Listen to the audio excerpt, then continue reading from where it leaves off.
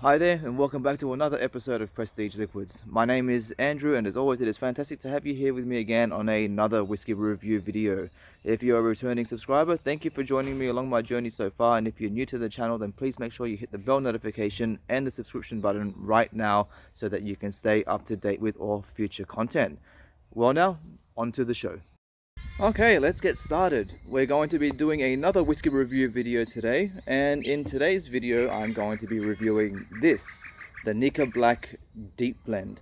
Now the Nikka Black Deep Blend is a blended whiskey released by Nikka. Nikka is a Japanese whiskey company. This release has been aged in new oak and bottled at 45% ABV. Now, due to the more recent Japanese labeling rules in regards to whiskies, this cannot actually be labeled as a Japanese whiskey, since parts of this whiskey have actually been sourced from an international country. Now, considering that I have found that the flavor profile of this to be quite similar to the Nikka whiskey from the barrel, I do not know this for certain, but I'm going to assume that it could be a possibility that the spirit, well, parts of the spirit at least, have come from the Ben Nevis distillery in Scotland. Now, if you are at all interested about learning more about the Japanese labeling rules, after this video, make sure that you go over to visit Mac at KANPAI Planet. He has released 2 videos that explain exceptionally well the rules and regulations that are taking part for these labeling rules in Japan. He's constantly updating this information as well, and they're just some absolutely fantastic and very informative videos to watch. So I'll put a link in the description box down below, so make sure you go and check out those videos if you're interested in learning about these new rules. So alright, let's get started.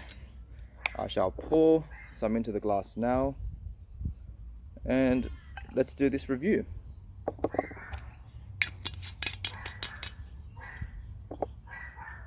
Alright, so on the nose, cheers. So on the nose, I get hints of like light peat and sea salt, lots of green grass. It's also very floral and malty. Green apples and pears, so you have those really nice orchard fruits coming through.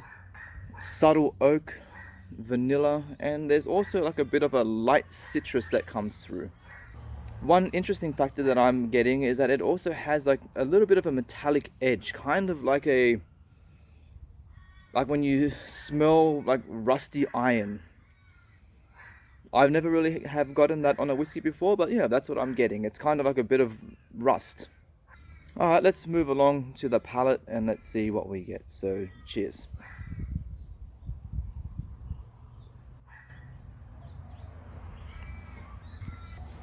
Short to medium bodied mouthfeel, a little bit light, but it does build up, becomes a little bit syrupy, a little bit spiky as well, but again it's very, very approachable. Let's see what we get. It's got this sweet peat element, a little bit of smoke, quite oaky. I'm also getting hints of like vanilla, caramel, white pepper as well. It's got this nice little peppery bite that keeps coming along. Orchard fruits coming along again. Apple, again, very malty. And you have this very nice dusty cereal grain element coming through. Now, moving along to the finish, I would say that the finish it's medium. It actually goes on for quite a bit. It's not short in comparison to some other whiskies that I've had where the finish pretty much just drops off as soon as you finish a sip. This one really just carries on nicely. It's quite smoky, lots of vanilla and oak on the finish. It's absolutely beautiful. I have to say, the overall balance of this whiskey is brilliant. It has these nice continuing flavors that continue from the beginning right through to the end, and it just does everything right. I mean, if you're somebody that really cares about the origins of the whiskey and all that kind of thing, and you don't like getting into, say, the Japanese whiskies that aren't technically Japanese, I mean, this is, I would say, like, push that aside. Enjoy the whiskey for what it is. I mean, unfortunately, there are a lot of Japanese whiskies at the moment where they claim to be Japanese, but as we know now, a lot of them aren't.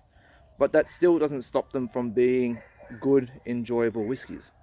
Let's say this particular whiskey itself, I mean, it's not going to be the most amazing thing you've ever had, but it is a really good blend. It is beautiful to drink by itself, and I'll tell you what, it makes a damn good highball as well, which I guess for the Japanese market would be what it would have originally been intended for. But I think if you are able to come across this bottle, and you don't have to pay too much for it, definitely pick it up. It is definitely worth a shot. But yeah, that's it. That's all I'm going to have to say about that for now. All the wildlife is being very active right now, so I think it's time to stop this video and call it an end before they overpower me. So, alright, that's it. My name is Andrew, and I will see you all again on the next video. KIPPIS.